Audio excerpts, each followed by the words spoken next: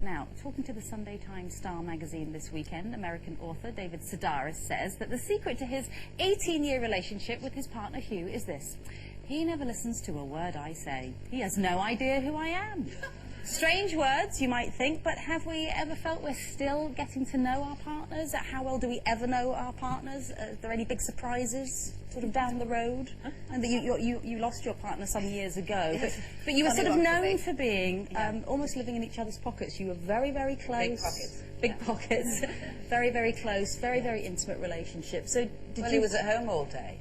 Under your feet? No, I was out. Were there any sort of big surprises down the road or anything?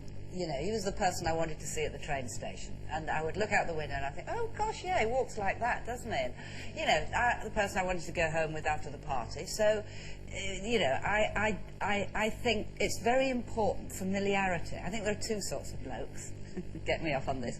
But I think, you know, there's the danger man, right? And that can be fantastic for about maybe 6 years or something, and I'm sure the sex is unparalleled.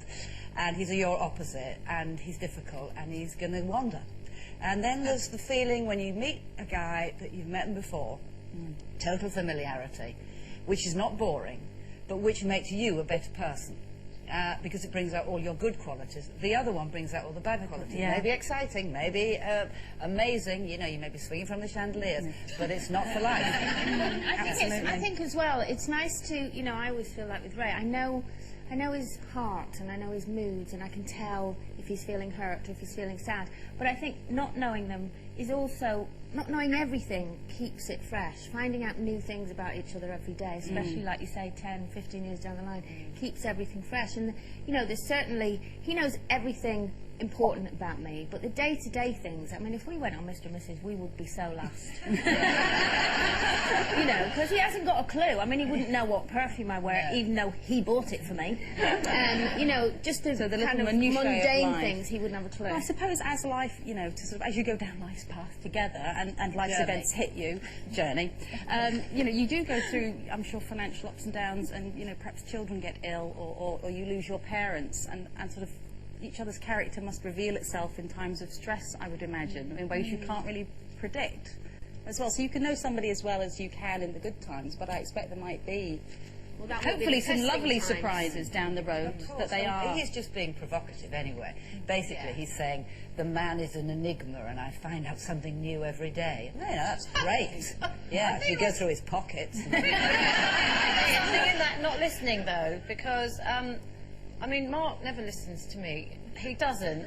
But what he does is he always repeats, like, the last 2 or 3 words to make it look like he's been listening. And then I go, what did I just say? And he goes, oh, it just says the last 3 words again. And actually, that's really quite endearing and very... clever. Yeah, very very amusing. And you're not married yet. No, wait. I don't know everything about him. I mean, I'm sure I will find out. There isn't much. He's only 27. Didn't she?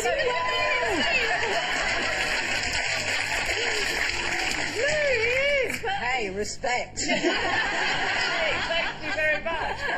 But, you know, it is nice. It's nice, you know, having those sort of conversations where... But you're absolutely spot on with the familiarity thing. You know, he's not dangerous. He isn't one of those... But, you know, everything else is perfect. It's great, but he isn't... And he does bring out the best in her, I have to tell you. Absolutely, because she is unbelievable, isn't she? I was a total nightmare, now I'm just a nightmare. But I have to say, and what you've just said is absolutely sorted my 27 years out that I had with my ex-husband, because he was a danger man. The first 6 years were fabulous, the rest were absolute rubbish.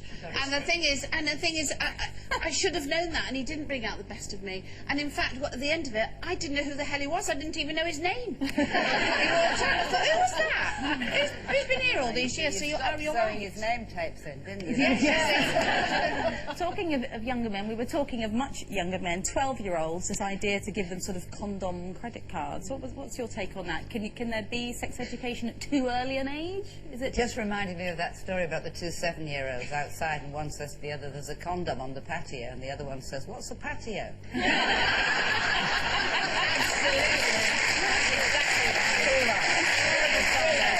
Too much.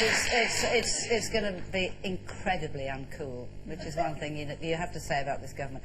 It is going to be incredibly uncool. Nobody's going to fall for that one. It's down to the women. It's always down to the women. Yeah. The women are more mature, and they're going to have to sort it out. And we need to educate the women to say, that unfamiliar word, I have a conscience. You know, Talking of women, what about the women in the skies?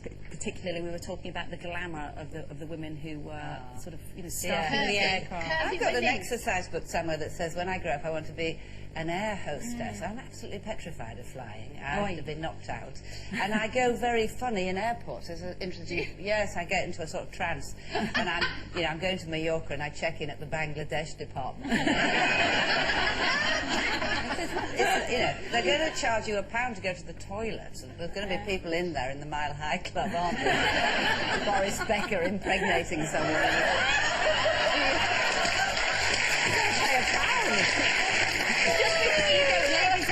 It's replaying on ITV3, isn't it? Ladies and Letters, Sunday night, ITV3. Anne Reid, the wonderful Anne Reid, and myself. We never actually really meet in the show, but because we had to film it all separately. But I think she's just absolutely wonderful. And it's quite surreal. It's absolutely interesting. Brilliant. Thank you so much for joining us. Thank you, I've Absolute enjoyed pleasure. it. Maureen Lipman, everyone.